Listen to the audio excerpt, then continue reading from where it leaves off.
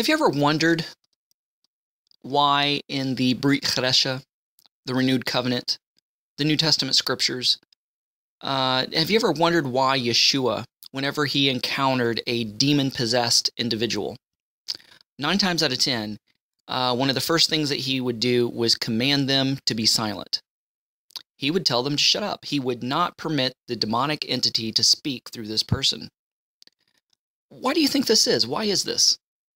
Well, many have speculated, and it's true, partially true, it's one of the reasons anyway, is that he didn't want a demonic endorsement that he was the Messiah.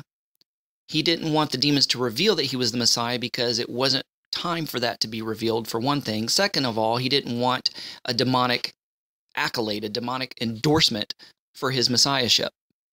So these were some of the reasons, just one of the reasons why Yeshua commanded them to shut up.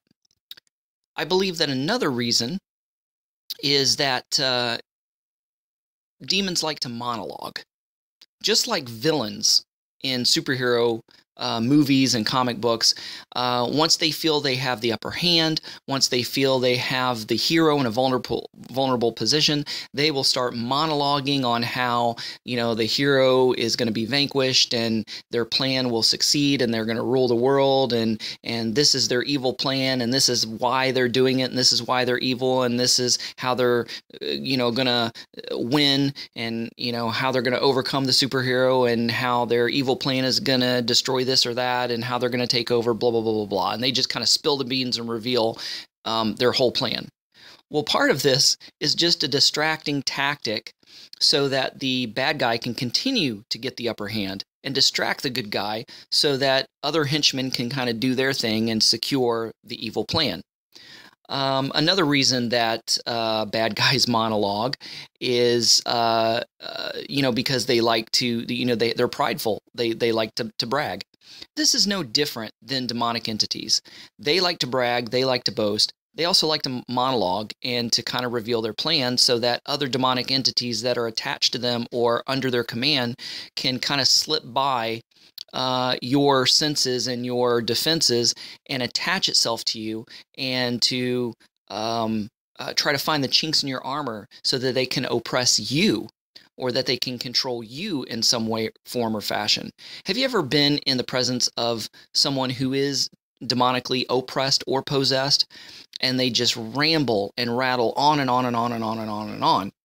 And when you leave, you feel heavy, you feel dirty, you feel soiled, you feel compromised, you feel weak, you feel drained, you feel icky, you feel unclean, you just, you just feel.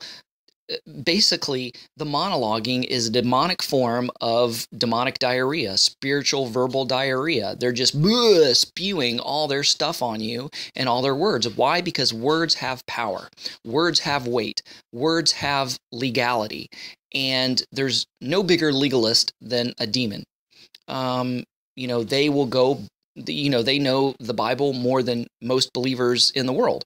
And they know how to find loopholes and to twist and manipulate the scriptures so that they can stay in control and get the upper hand. And that's just another reason why they like to monologue. And they also like to brag about themselves, like I said before, and they also like to lie and twist the truth and play psychological mind games with the other person's head. That's trying to do a deliverance or whatnot, and try to mess them up psychologically. I think this is another reason why Yeshua said, shut up, commanded them to be quiet, because he didn't want their demonic doctrine to be out there and to kind of spread. So that's just another thing, another reason. Another reason why that demons like to talk and like to monologue is because they're just trying to stall the inevitable. Sometimes when a bad guy monologues, he knows he's already beaten. So he's just trying to bide his time, to maybe try to find a way to escape through his monologuing. While he's monologuing, he's formulating a plan in his head to escape. Well, it's the same with demons. The more they get to monologue, the more they get to stick around and to do their thing. Because they know that if they're in the presence of Yeshua the Messiah or a person who is filled with the spirit of Yeshua Messiah, and that is a blood-bought, born-again, believer in Messiah Yeshua, they know that their days are numbered, their time is limited. They know eventually they will be exorcised. They know eventually they will be defeated. They know eventually that they will be cast out and thrown into the abyss, where they become trapped and inactive, and they don't want that. So that's another reason why they monologue, and I think that's another reason why Yeshua told them to be silent, to shut up, to be quiet. You know, hopefully these are some insights and some things maybe that you've never heard before that will help you next time you encounter somebody who is oppressed, demonically oppressed or demonically possessed, and will help you to better understand the situation and know better how to respond and properly react in a biblical way to the situation. And you know, demons like to distract. They like to play the sympathy card. What I mean by that is, let me give you an example. There is a male minister that I know that deals with the demonic and deals with deliverance ministry and things like that. Well, he gets a call in the middle of the night from this lady who's saying, you know, I'm suicidal. I'm going to kill myself right now. I need you to come over right now and talk me down from the ledge. I need you to come over right now and pray with me. You know, it's urgent. You need to do it now. You need to come right now. And the minister was smart enough to say, no, not going to do it. And then when he refused, all of a sudden the demon came forth from this person and just started laughing at him. Because the minister knew that if he would have just had his heartstrings pulled by this urgency of this demon-possessed woman saying that she's going to kill herself and go over there by himself, no witnesses, nobody having his back, nobody with him, that he would be alone in this woman's house that is demonically possessed, and she would be able to spread gossip and rumors and lies, present a he said, she said situation, and claim that he tried to rape her or touched her inappropriately or tried to molest her or blah, blah, blah, some sexual this, that, or the other, to ruin this guy's name, to ruin this guy's ministry. And that's what the demon wanted to do. And so be careful when people try to tug on your heartstrings. Be spiritually discerning. You know, is this a real legitimate need, or are you just enabling this person, or is it a demonic distraction or tactic to try to trick or manipulate you? You know, because what the minister, when he said no, that he wasn't going to do it, he said, you know, you need to give me time because I want to bring my wife with me, and I want to bring somebody else with me, because he needed a witness. He wasn't going to go in that situation, being a male, into this situation where he was alone with this woman. And so the demonic entity once realized that, you know, the minister saw through the scheme, the demon came out and just started laughing at him and said that he was going to get his, that he was eventually going to trick him or get him or whatever. So you got to be careful. Use common sense. You know, yes, we want to help people. And yes, that's, you know, we want to counsel people. We want to help people. We want to see people freed and delivered. But you got to be smart about it. Never put yourself in a compromising situation where you're by yourself, and it can be it could look bad, or be a he said, she said kind of scenario or situation. So you want to stay far, far away from those type of things in ministry and when dealing with things of this nature. I've also been in situations where a demon-possessed or oppressed person solicited my help. And when I go over to help them, you know, they said, I want you to come and I want you to minister to me. I want you to pray with me. I need your advice. I need your counsel. And so they're, on the one hand, they're saying that they want help, but when you actually get over there and get in their presence to help them, all of a sudden the tables turn and their demeanor and their attitude changes, and they're the ones who want to help you. They're the ones who have this delusion of grandeur that they have it all together and that they have the power and that you're the one who needs help. It's really sick and it's really twisted. I've been in situations like that, and then that's an opportunity for that person with this demonic oppression or possession to start, you know, that spiritual diarrhea, that demonic monologuing that just spews all this stuff on you to make you feel icky and dirty and weigh you down and drain you and drag you out and wear you out, while at the same time these other things can start attaching itself to you to try to find the chinks in your armor and try to oppress you and to manipulate you. So, after an encounter like that, when I leave a situation like that, or leave the presence of a person that I just feel like just spiritually vomited on me, and I feel dirty and icky, I get away by myself and I take a moment and I recognize, renounce, and rebuke any and every foul spirit that may have attached itself to me, or that wants to attach itself to me, or my family, or my property, or my territories, my workplaces, my vehicles, what have you. And I tell them that, they have no legal claim or right. They are not welcome. And that I'm a blood-bought, born-again child of the Most High. And that I command them to come out and off of me, and not to bother or harm my family, but go to the abyss in Yeshua's name, go to the dry place in Yeshua's name. And I just command them to get out. And immediately I feel a weight lifted, and I feel spiritually clean and spiritually cleansed. Because, when you just feel that dirty and that ickiness and that weight down and that drain, and you carry it around with you, it's like a festering sore. It just gets infected, and it just gets worse and worse and worse unless you lance it and cleanse it immediately. And that's what I've had to do in many situations like that. So just kind of a heads up, I don't do a whole lot of spiritual warfare videos or messages. I don't do a lot of demonic deliverance kind of talk. But the reason that I'm doing this is because I recently ran into a situation where some of these things happened to me, and it just reminded me of things and brought to light some things and some things I wanted to share with you. And it revealed, the Holy Spirit revealed new insights to me. Like, after this situation that I just went through,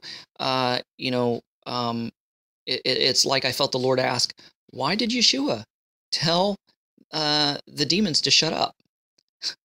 So he wouldn't feel icky and dirty, so they wouldn't spiritually vomit, spiritual diarrhea, and spiritual monologue, demonic monologue, and just spew all their filth and twistedness and perversion and hate and all this kind of stuff. And I was like, wow, because that's exactly what it is. The demons want to be in control and want to have the upper hand. And the best way they do that is through verbal manipulation, because they're better than any lawyer on the planet. So that's why you can't even let them speak. You just need to tell them to shut up, and you need to communicate with that individual, make sure that they truly want to be delivered. That's another thing. That's another situation that I was in that I ran into.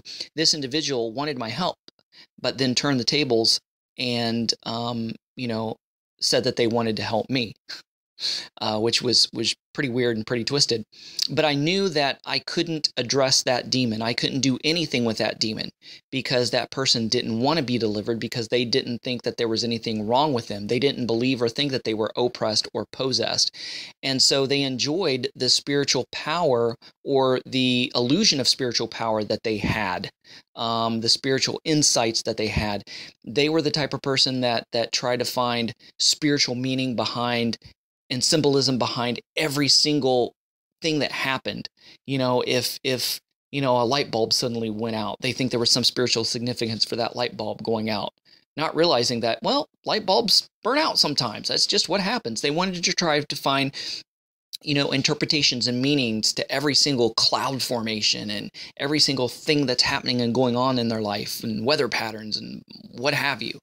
And so they enjoyed that spiritual insight, the power and the manipulation that these demonic entities had given them. And so I knew this person didn't want to be freed or delivered. I just knew that they just wanted to try to, harm me in some way. Because I feel like I'm in a place in my life where I'm spiritually fortified on the inside. Things are going really well. I've been through a couple tests where the evil one has tried to tempt me in things that I've been delivered from, and tried to test my resolve and things that I've been freed and delivered from, and I've passed those tests with flying colors. He can't get me from the inside, so he decided he's going to try to get me from the outside by, one of these heartstrings help me kind of deals. And I immediately saw it for what it was. I knew that this person really didn't want help. They just wanted to verbally spew on me, and in this way, the demon, the entities working through them, was trying to get me from the outside since they couldn't get me from the inside. They tried to get me through an external source, not from an internal source. And I just didn't let it happen. Once I immediately understood and knew what was going on, I took control of the situation. I left that situation, and I just did a spiritual cleansing immediately, because I didn't want that stuff hanging around or jumping off of me and onto my family, or, whatever. So I just made clear what the boundaries were and what they were allowed to do and what they were allowed not to do. And I commanded him to go, and I commanded him to leave and go to the dry place in Yeshua's name, and immediately felt spiritually cleansed. So, just remember that demons are really tricky, and sometimes they'll try to tug on your heartstrings and try to claim it's an emergency or it's ministry. You've got to really be spiritually discerning of the situation. Don't ever allow yourself to walk in to a compromising situation where the tables can be turned and somebody could discredit you. Do your reputation harm. You got to protect yourself. You got to watch your back. You always have to have, a witness with you. That's why Yeshua sent his disciples out 2 by 2, so that they would have each other's back, so that there would be witnesses, so that it wouldn't be a he said, she said situation or scenario if they found themselves in trouble or in a compromising situation. They would have each other's back, because 2 heads are better than 1. There's safety in numbers. If you're alone or by yourself, it's just like an old or infantile or sick or weak animal from the herd that's been singled out by the predator, and they're behind the pack and behind the herd and straggling, and so therefore that they're easy prey. So if you're just one individual, you're easy prey, you're easy pickings. But if you go 2 by 2 and you always have somebody there to have your back, then you're safe, and you're covered. So, just wanted you guys to remember these things. Just wanted to point a few of these things out for you guys, hoping that it would be edifying and helpful to you in some way or fashion, and help you somewhere down the road if you ever find yourself in a similar situation that I just found myself in. Guys, thanks for listening. Shalom and Shavua Tov. Hey everybody, thanks for watching. And don't forget to check out and subscribe to our social media accounts on Instagram at AD_International, on Facebook at Abraham's Descendants International, on Twitter at ADINT Ministries, and on Blogger at Ray Bash's Ramblings. And don't forget to check out and bookmark our website, abrahamsdescendants.com. Shalom. abrahamsdescendants.com, getting back to the 1st century in a 21st century way.